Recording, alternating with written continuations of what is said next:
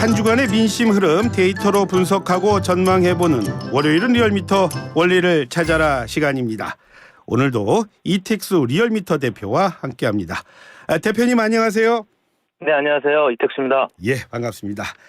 자, 먼저 오늘 나온 여론조사 결과부터 살펴봐야겠네요. 윤석열 대통령 지지율부터 궁금한데요. 먼저 정리해 주시죠. 네, 리얼미터가 에너지경제신문 의뢰로 지난 11월 6일부터 10일까지 월요일부터 금요일까지 5일간 조사한 내용입니다. 자세한 사항은 중앙선거여론조사 심의위원회 홈페이지를 참고하시면 되겠고요.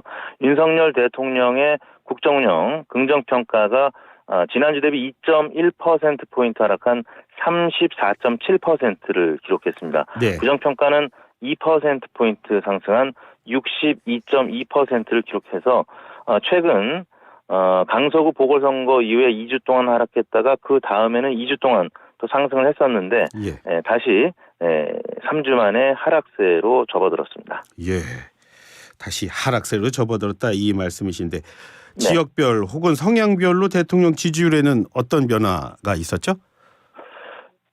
윤석열 대통령의 지지율이 우선 일간으로 보면은 그 주중에 메가시티 논란이 지속되면서 화요일, 목요일이 좀 약세였고요. 또 이준석 신당 논란으로 주중 목요일까지 좀 약세를 보이다가 금요일 날은 이제 노란봉투법, 또 방송 3법, 이 거부권 행사가 유력하다 이런 소식도 나오고 또 더 나아가서 이동관 방통위원장 그리고 이제 일부 검사들에 대한 탄핵 움직임, 민주당이 물론 이제 철회를 했습니다만 계속 추진하겠다 이렇게 밝힌 게 금요일이었는데 때문인지 금요일 날은 윤석열 대통령의 국정생 평가가 좀 반등하는 그런 모습을 나타냈습니다. 네, 지금 뭐 말씀을 해주셨는데요. 권역별로 보니까요. 권역별로도 뭐 울산, 부산, 경남에서는 한 3.9%포인트 하락폭 컸고 그다음에 대구, 경북에서도 2.2%포인트 이렇게 하락한 거로 지금 나타나고 있는데요. 자, 이렇게 최근에 윤 대통령이 박근혜 전 대통령과 두 차례 회동했음에도 불구하고 이렇게 부산, 대구에서 지지율이 좀 떨어졌다 이런 결과가 좀 나온 건데 이거는 대표님 어떻게 봐야죠? 제가 이제 메가시티 논란이 지속되고 이준석 신당 또 논란이 윤석열 대통령 국정수행 평가에 부정적으로 작용했다라고 말씀을 드렸는데 이 지역별로 보면은 이제 메가시티 논란이 뭐 김포라든지 또 구리, 뭐 하남 이런 경기 또 관련된 지역에서는 뭐 그나마 이제 찬성 비율이 상대적으로 높긴 합니다만 다른 지역들은 대체로 반대 의견이 한 6대3 정도로 높게 나타나고 있거든요. 거기에다가 이제 이준석 신당 관련해서도 대구 시장이 또 홍준표 시장인데 홍준표 시장이라든지 이준석 전 대표가 신당의 가능성을 점차 구체적으로 밝히거나 뭐 그 영향력에 대해서 지금 계속 이야기를 하고 있기 때문에 특히 TK 민심이 지금 요동치고 있는 것이 아닌가. 그래서 윤석열 대통령이 박근혜 전 대통령과 이제 회동을 했음에도 불구하고 아직까지는 그 효과가 당장 나타나기보다는 요동치는 그런 모습들이 나타나고 있는 것 같습니다. 지금 대통령 지지율 지금 살펴봤는데요. 자, 그렇다면 지금 정당 관련한 지지율은 지금 어떤 식으로 나타나고 있을까요? 네, 정당 지지율은 저희가 날짜가 지난 11월 9일부터 10일 나머지 내용은 같습니다. 민주당이 0.7%포인트 상승한 45.5%였고요.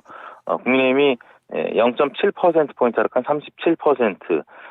국민의힘 역시 한 최근 들어서 3주간 상승하다가 상승세가 좀 주춤해지고 소폭 하락하는 결과를 나타냈고 민주당은 강서 보궐선거 이후에 50.7% 뭐 이렇게까지 찍었었는데 그 외에는 사실 인유한 혁신위원장 이제 출범 이후에 민주당에 관련된 보도량이 좀 급격하게 줄고 국민의힘 혹은 이준석 신당 중심으로 가다 보니까 민주당 지지율이 강서구 보궐선거 이후에 좀 약세를 보이는 듯하다가 3주 만에 다시 좀 반등하는 모습으로 나타났습니다.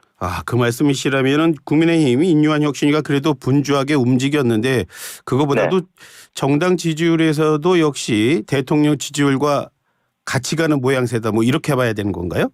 그렇습니다. 강서구 보궐선거 영향이 굉장히 컸었죠. 그 이후에 그러니까 10월 한 셋째 주, 넷째 주까지는 양당 모두 민주당은 이제 밴드웨건 효과로 조금 상승하는 모습을 보이다가 이제 다시 보궐선거 전 지지율로 돌아가는 모습을 보였고 예. 국민의힘 같은 경우는 30대 초반까지 지지율이 빠졌다가 임요한 혁신위원장 임명이 되고 또 혁신 1호안, 2호안 이렇게 계속 발표가 되면서 예. 그 기대감 때문인지 좀 상승을 했었습니다. 3주 동안 상승을 해서 대통령 국정수행 평가보다 좀 높은 지지를 나타내다가 이제 4주 만에 약간 주춤한 이런 모습을 나타내고 있습니다. 예.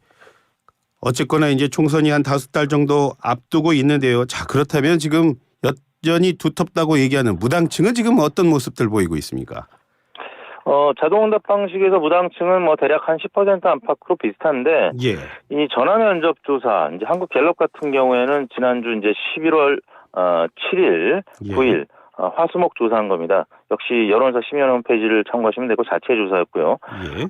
갤럽 같은 경우는 이제 국민의힘이 소폭 높게 나타나고 있습니다. 37대 34로 민주당보다 3%포인트 높게 나타나고 있는데, 여기서 이제 무당층이 자동응답 방식이 10%인 반면에 전화 면접 조사에서는 이제 대략 25%에서 30%까지 나타나고 있고, 특히 이제 20, 30대 계층에서 전화 면접 조사에서는 무당층이 많게는 50% 가까이 이렇게 나타나고 있다라는 점에서 이제 선거가 임박하면 전화 면접 조사나 자동응답 방식이나 무당층이 이제 줄어들게 돼 있는데, 예. 선거가 아직 많이 남아 있는 상태에서는 전화 면접 조사에서는 이제 정당 지지율을 좀 특히 야당 지지율을 속 시원하게 얘기하지 못하는 이른바 샤이 현상들이 여전히 남아있기 때문에 일부 전화 면접 조사에서는 무당층이 조금 높고 그중에서도 20대 30대가 계속 높게 나타나고 있는 상황입니다. 예, 총선이 다가오면 조금 달라질 수 있다 이렇게 말씀을 하셨는데, 네. 자, 그렇다 하더라도 지금의 무당층 비율이요.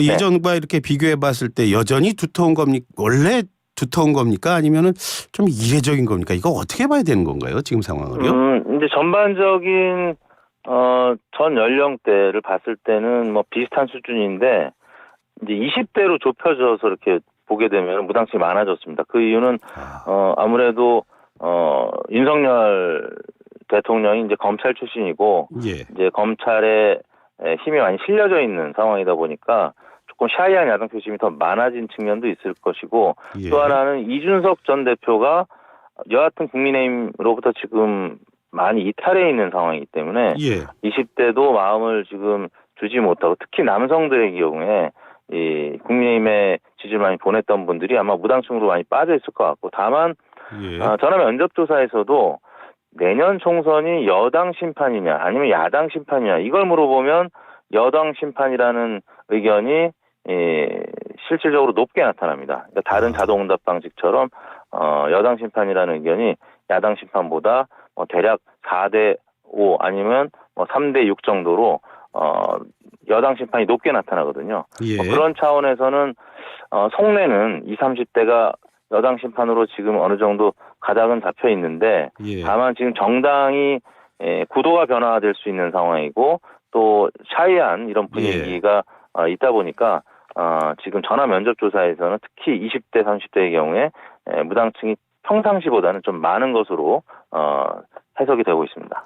오늘 특히 이 대표님께서 20, 30대 무당층을 강조하고 계신데요. 자, 그렇다면 만약입니다만 이준석 전 대표 신당이 현실화된다면 윤 대통령 또 국민의힘 또 민주당에 미칠 영향을요. 이 여론조사 데이터로만 봤을 때는 지금 대표님은 어떻게 예측하고 계십니까? 최근 발표된 여론조사를 보면 이준석 신당 이런 식으로 이름을 밝히거나 아니면 이름을 밝히지 않고 그냥 보수 신당 이랬을 때 대략 한 10%에서 많게는 20%까지 나오는 여론조사가 있었습니다. 이거는 과거 2016년 총선에서 안철수 신당이 나오고 그다음에 국민의당으로 이름이 정해졌을 때 대략 10에서 한 20% 사이였는데 그때랑 굉장히 비슷하게 나타나고 있는데, 적게 봤을 때 보수적으로 봤을 때 한 10% 정도를 가져간다라고 하면은 이제 비례정당을 만들어도 한 5석 10석 가져갈 수 있다. 이건 이제 홍준표 대구시장의 의견이고 많은 전문가들의 의견이기도 한데, 만약에 지역구에서도 한 5%나 10%의 지지율을 이 보수 신당이 가져간다고 하면 국민의힘 같은 경우는 사실 5% 안팎, 이 오차 범위 내에서 5% 안팎으로 갈라지는 의석이 한 몇십 석 되거든요. 한 예. 50석 안팎 되는데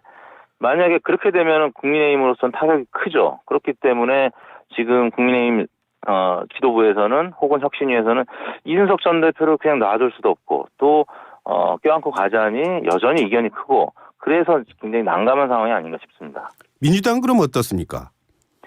민주당 같은 경우도 이제 비명계가 꿈틀거리고 있죠. 그래서 뭐 이상민 의원이라든지 조홍천 의원 또 김종민 의원 등등의 인터뷰들이 많이 나오고 있는데요. 예. 예를 들어서 이제 뭐 비명계뿐만 아니라 친명계 내에서도 뭐 험지 출마를 요구받거나 뭐 이래서 공천을 못 받는 경우, 그러니까 경선에 참여했다 공천을 못 받으면 이탈을 해도 출마를 못 하지만 아예 그런 분위기를 미리 감지하고 탈당을 하면은 신당에 합류할 수 있거든요. 예. 근데 지금 이분들 조금 전에 언급했던 분들이 이준석 신당에 합류할 가능성보다는 독자적으로 또 진보 색채의 신당을 만들 가능성이 있기 때문에 아하. 그렇게 되면은 최소 4당 체제에서 선거가 치러지는, 그러니까 이제 나머지 진보 정당들도 물론 있죠. 근데 주요 정당이 2개가 4개로 나눠지는 그런 상황이 되기 때문에 예. 그렇게 되면 사실 국민의힘이나 민주당이나 다 분열을 하는 상황이라서 또 어떻게 될지 모르는데 만약에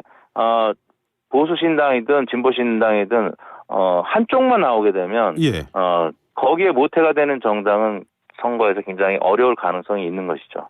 그래서 지난 16대 총선에 보면은 예. 안철수 신당이 등장하면서 이제 국민의당이죠. 예. 2016년 총선에서 당시에 옥새 들고 나르샤라는 어떤 김무성 대표와 박근혜 대통령 간의 그 공천과 관련된 갈등이 있었긴 했지만 예. 새누리당이 122석, 민주당이 123석을 가져가고 국민의당이 이제 30여 석을 가져가면서 새누리당이 피해를 많이 봤거든요. 그래서 안철수 당시의 신당 국민의당이 민주당에서 이제 나왔지만 또 호남을 기반으로 했지만 또 이념적으로는 좀 보수적인 색채를 가졌기 때문에 예. 그래서 어떻게 보면 새누리당이 더 영향을 많이 받았던, 피해를 좀 봤던 그런 선거였는데 그런 식으로 신당 하나가 만약에 집중적으로 주목을 받고 또 의석을 많이 가져가게 되면 예. 그게 만약에 이준석 신당이라면 국민의힘에 좀 타격이 좀 클 수 있기 때문에 국민의힘이 지금 굉장히 고민스러울 수밖에 없는 상황인 것 같습니다. 그러니까 이준석 신당이 나오게 되면은 보수 정당인 국민의힘에서 타격이 좀 클 네. 것이고 또 그게 아니라 당이 하나 더 나와서 한 4개 정도로 이렇게 나눠지게 되면 그러면 네. 뭐 역시 민주당에도 타격이 좀 있을 거다. 뭐 이런 네. 말씀으로 정리가 되겠네요. 네. 예. 자, 요즘에 그 김포시 서울 편입 논란에 대해서도 계속 여론조사를 하는 것 같던데요. 네네. 김포시 말고요. 그 주변 지금 그러니까 서울 근접 도시들 뭐 광명, 네네. 구리 뭐 이쪽 도시들 의견은 지금 어때요? 여론 어떻게 나타나고 있습니까? 저희가 마침 경기도 의뢰로 지난 11월 2일에서 5일까지 조사한 내용이 있습니다. 리얼미터가 조사를 했는데 예. 경기도민 3,004명을 조사했기 때문에 각 시군별로 대략 한 100명 안팎씩 조사가 돼서 상대적으로 큰 규모로 조사를 했기 때문에 예. 자세히 이제 봤습니다. 물론 각 시군별로 하면 오차 범위가 크긴 합니다만 그래도 추세를 보면은 대략 광명, 구리, 김포, 하남 이 서울 편입이 얘기 나왔던 예. 곳들인데요. 이곳은 상대적으로 반대 의견이 작습니다. 물론 여기도 50% 넘게 반대를 하지만 예. 찬성 의견이 40%를 넘는 지역도 있었습니다. 광명이 제일 높아서 47.4, 구리 41.5 이런 곳들은 반대와 찬성이 오차 범위 내에서 팽팽한 것으로 나왔고, 예. 근데 이제 나머지 지역들, 물론 이제 김포도 상대적으로 반대 의견이 작긴 했습니다만 그래도 한 열에 16명이 반대를 하고 있기 때문에 여전히 찬성 의견에 비하면 많고, 다른 지역들, 소외된 지역들, 예를 들면 의왕이라든지 시흥 예. 이쪽은 반대 의견이 70%가 넘게 나타났습니다. 성남, 파주 이런 곳들도 마찬가지고요. 굉장히 높게 나타나서 전반적으로는 일반 전국 여론조사에서 한 60% 정도 반대하는 것과 비슷하게 60% 넘게 경기도 전체 지역의 의견이 66.3%로 나타났습니다. 예, 이거 역시도 중앙여론조사심의위원회 홈페이지 가면 볼 수 있는 거죠? 이거는 여론조사 심의위원회 홈페이지에는 선거조사가 아니기 때문에 예. 리얼미터 홈페이지나 아니면 경기도 예. 홈페이지에 가면 보실 수가 있습니다. 예. 궁금하신 분들은 거기 참고하시면 되겠습니다. 네네.